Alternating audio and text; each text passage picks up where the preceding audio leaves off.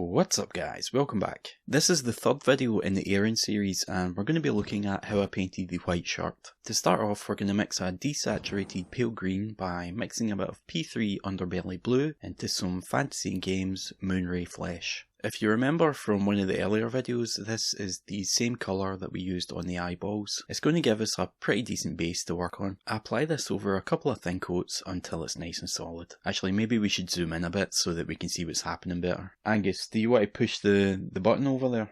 Fuck's sake. Didn't fuck's sake me, you said zoom in. Push the other button. Oh, come on! Not the other button. Ah.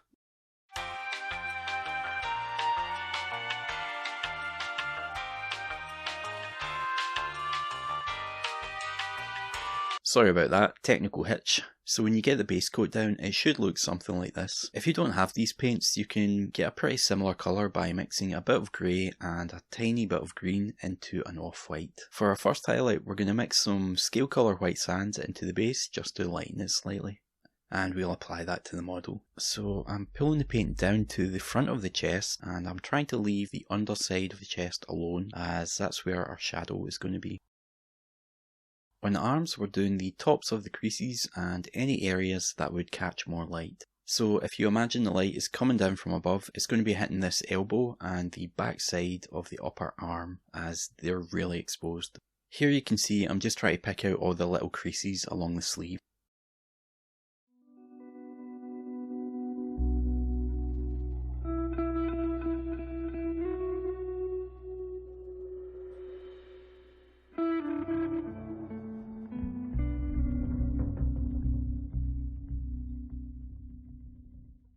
And we're going to do the same thing on the other arm, pulling the paint up over the surface to those more exposed areas where the light would be hitting them, paying particular attention to the tops of the creases and folds of the fabric.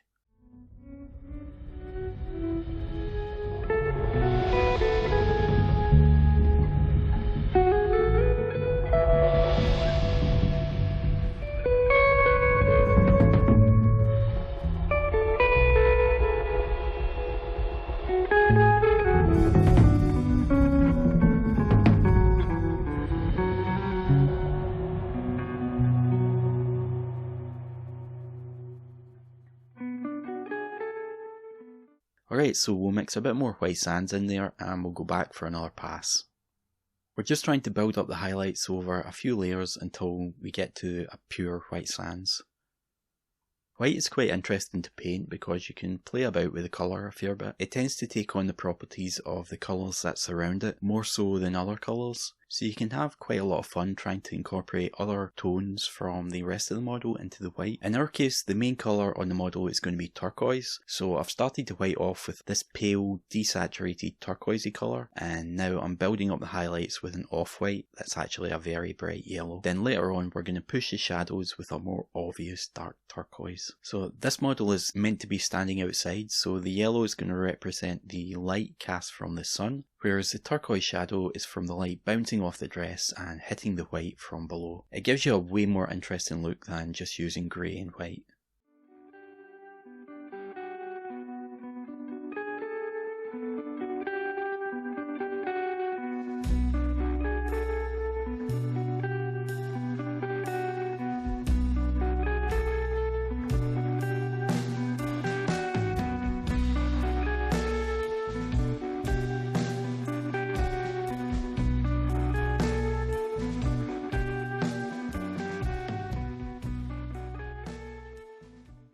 Anyway, add some more white sands into your mix and we'll go back for another highlight. Again, pulling the paint to the front of the chest.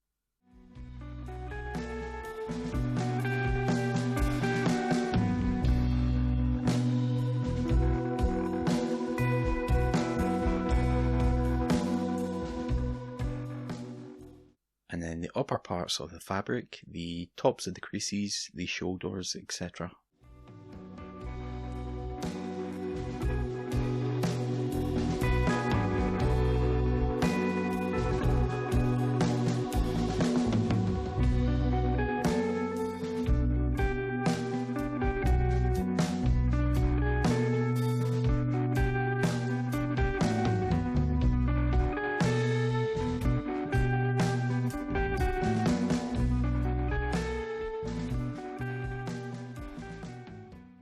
Mix in some more white sands and we'll apply another layer.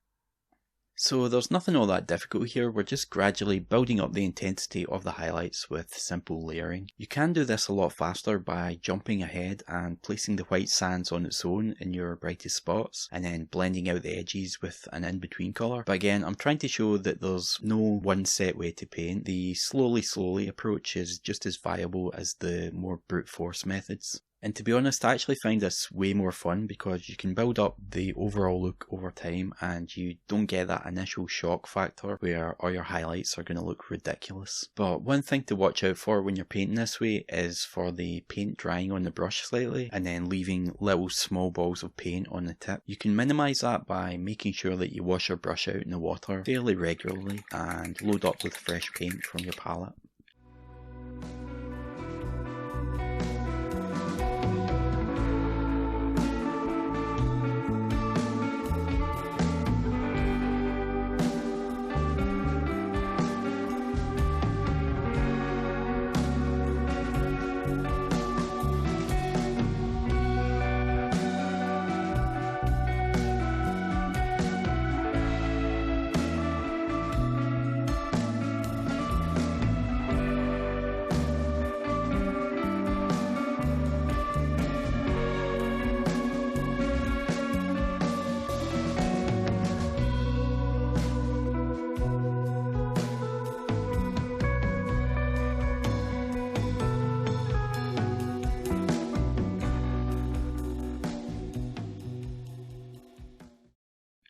Put a little more white sands into your mix and keep building the highlights.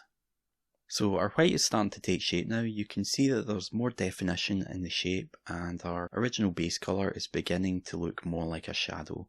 White can be a little tricky to paint sometimes, but I find that it helps to approach it like you're not actually painting white at all. Just think that you're painting a very pale colour. So in our case, a pale turquoise, because that's essentially what we're doing, right? We're not painting white as such, but it's going to look white in the end, especially when we surround it with much darker colours. If you remember from the first video in the series, I talked about colours not existing in a vacuum, and the way that you view them actually changes based on the context that you place them into. If you want a colour to appear brighter than it actually is, just place it next to a darker colour. That's what we're doing here. If we actually used white instead, it would end up being way too bright and it would give us a really artificial look. So a good tip is that if ever you're painting something and you think an area needs to be brighter, stop and ask yourself, does this really need to be brighter? Or do the surrounding areas need to be darker? Usually the correct answer is going to be the latter.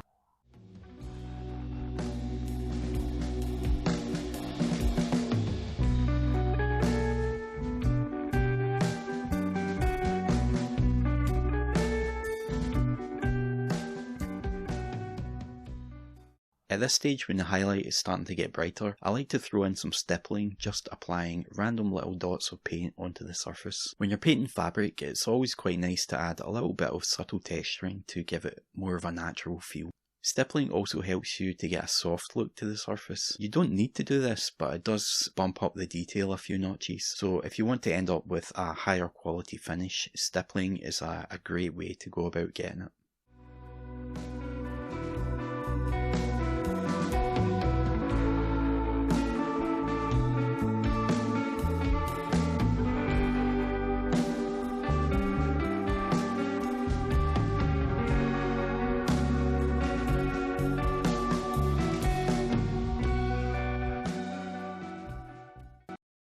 Add a little more white sands and we'll keep building up the highlights.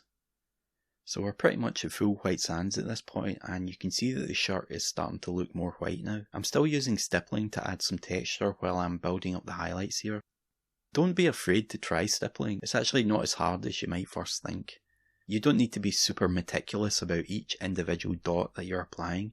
It's much more intuitive than that. You're really just looking at the surface and thinking, okay, I need that part a little brighter, so you just put dots in that spot.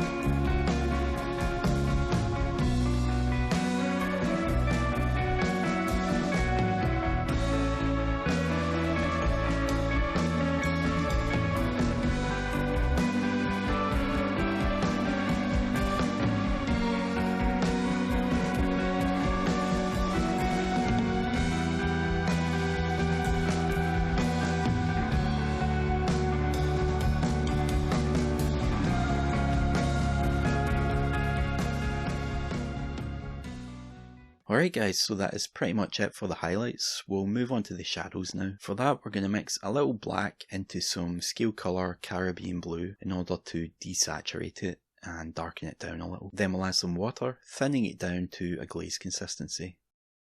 And now with a very small amount on the brush, we'll glaze that into our shadow areas. So here in the recess part of the sleeves, we're going to pull the glaze up to the top. We'll be slotting an arm in here later, so this area is going to be in shadow because the arm will be blocking a lot of light, so we're going to build up the shadow there to make it nice and dark. And we'll do the same thing underneath the chest. And also where the arm meets the fabric of the dress.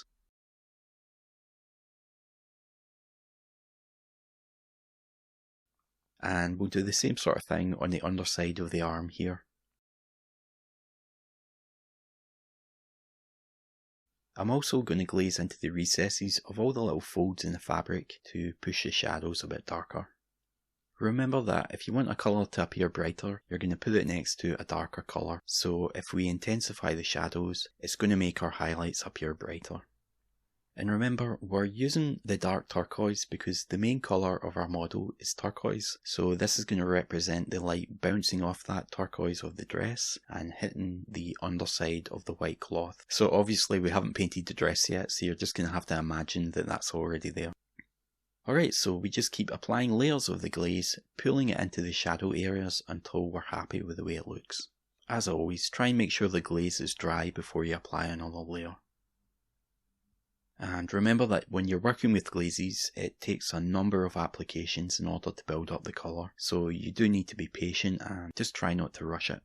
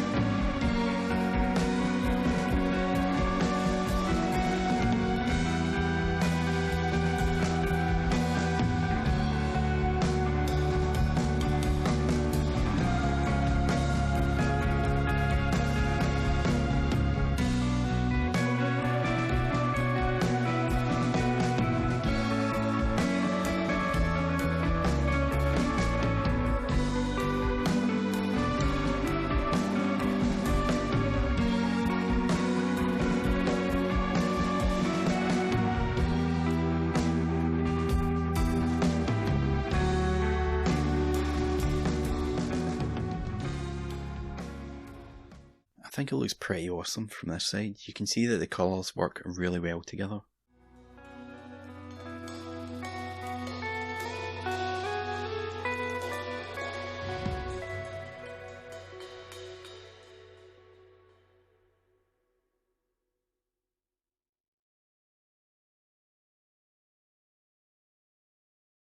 Alright guys, so that is how you paint a more colourful white. Just to recap, if you want to do this yourself on a different model, what you're going to do is take the most dominant colour from your model and paint a much paler version of it for your white. So maybe it's a blue or a green or a red even, it's going to work just the same.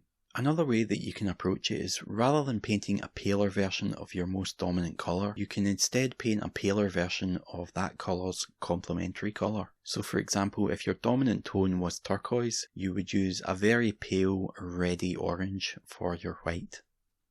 Or if your dominant colour was purple, you would use a very pale yellow. If you opt for this approach, you can still use a desaturated version of your dominant colour when you're painting the shadows.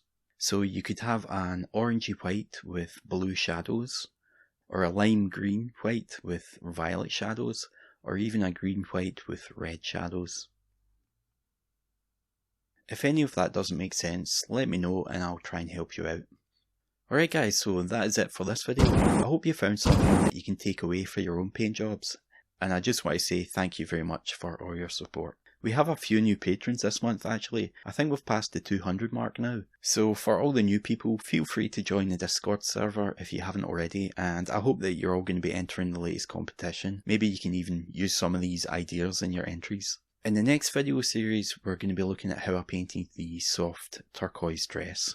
Alright, so I think that's all for me. Thanks again. Bye for now.